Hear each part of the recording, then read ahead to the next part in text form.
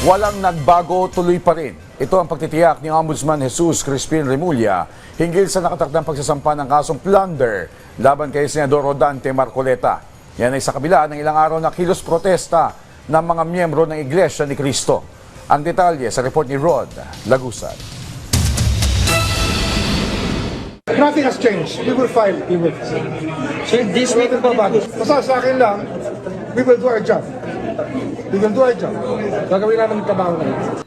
Binigyang din ni Ombudsman Jesus Crispin Remulla na tuloy ang paghahain ng kasong plunder laban kay Senator Rodante Marcoleta. Ito'y sa kabila ng isinagawang kilos protesta ng Iglesia ni Cristo sa EDSA. Ang naturang kaso ay nagugat sa natanggap umano ni Marcoleta na 75 million pesos na donasyon. It's not selective justice. There's no selective justice in this country when it comes to the ombudsman. Ayon kay Remulla, ang kilos protesta ng INC ay bahagi ng kanilang freedom of expression. Sa naging talumpati naman ni Remulla sa kick-off ceremony ng Field Investigation Course ng Office of the Ombudsman, una nang sinabi niya na walang katotohanan na tinatarget si Marcoleta. The friends from the INC are the ones who instigated it. Due to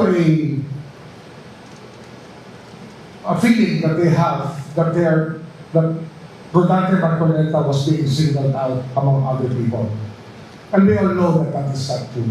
Ayon kay Remulla, hindi niya ipinag-utos na magsagawa ng investigasyon kay Marcoleta. It was brought up by I don't know what team, and the good work was good. So I said, we will find the case. Tama naman, di ba? I mean, when the evidence presents itself in front of you, you might as well bring it to court. Lalo na ito yung example na gusto ng tao. Mataas man o mababa, tatamaan sa atin pag mali ang ginawa. Binigyang diin ni Remulla na ito ay bahagi ng kanilang mandato sa Office of the Ombudsman. Una nang sinabi ni Assistant Ombudsman Miko Clavano na ito ay kinumpirma mismo ni Marcoleta sa isang panayam. Anya, hindi idineklara ni Marcoleta ang umunay na tanggap na donasyon sa kanyang Statement of Assets, Liabilities, and Net Worth o SALN at maging sa kanyang Statement of Contributions and Expenditures o SOSE. Mahirap anya makita kung saan nanggagaling si Marcoleta dahil ang ebidensya ay nanggaling mismo sa kanya. Ayon kay Clavano, nasa final stages na ang resolusyon kaugnay ng pagsasampa ng kaso laban sa senador. Rod Lagusad, para sa Bayan.